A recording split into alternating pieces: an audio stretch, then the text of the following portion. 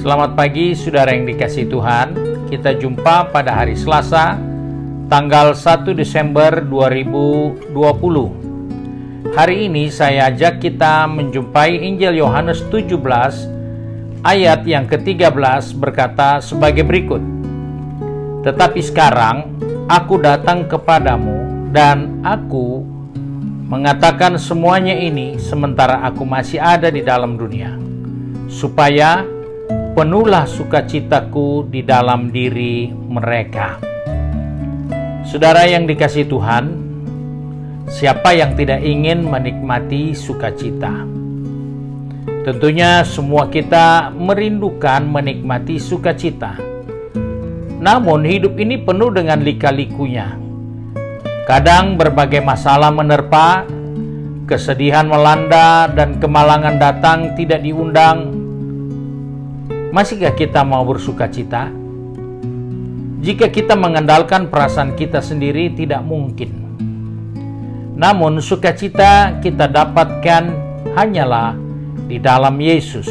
Sebab itu dikatakan tadi dalam Yohanes 17 ayat 13, supaya penuhlah sukacitaku di dalam diri mereka. Karena itu kita melihat apa yang dikerjakan oleh Yesus, sehingga sukacitanya bisa ada di dalam diri kita. Ternyata ada dua hal penting.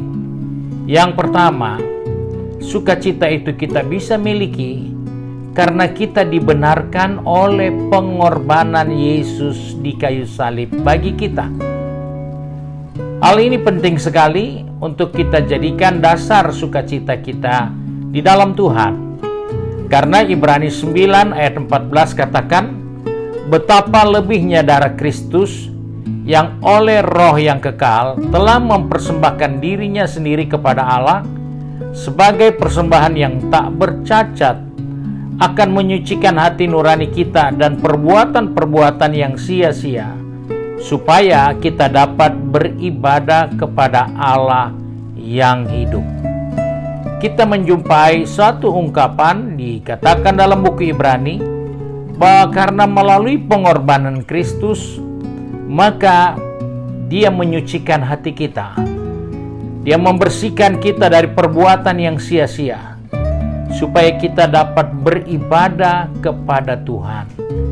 Itu adalah proses pembenaran di dalam Yesus Kristus untuk saya dan saudara, sehingga kita bisa hidup di dalam sukacita.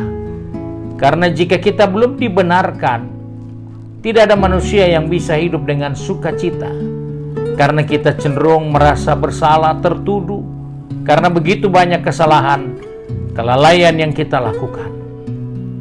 Sebab itu kita diingatkan bahwa kita bisa menikmati sukacita karena kita sudah ditebus oleh darah anak domba Allah. Yang kedua, kita bisa menikmati sukacita itu karena itu adalah buah dari suatu proses untuk menyelamatkan kita. Mazmur 4 ayat 7-8 katakan, banyak orang berkata, siapa yang akan memperlihatkan yang baik kepada kita? Biarlah cahaya wajah-Mu menyinari kami ya Tuhan.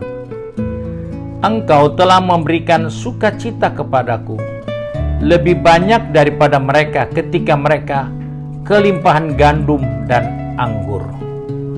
Pemazmur keingatkan kepada kita bahwa ternyata sukacita yang Tuhan berikan kepada kita jauh lebih baik, jauh lebih luar biasa daripada kelimpahan gandum dan anggur.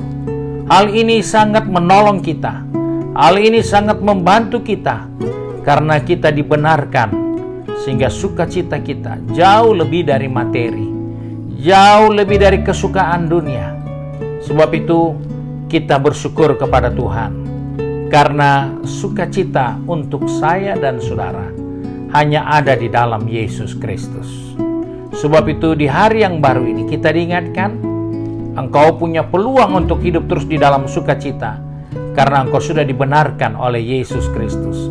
Dan yang kedua, hasil dari pembenaran itulah yang mengakibatkan kita memiliki sukacita yang lebih banyak dari sekedar ukuran materi, dari sekedar kelimpahan yang diukur oleh manusia pada umumnya.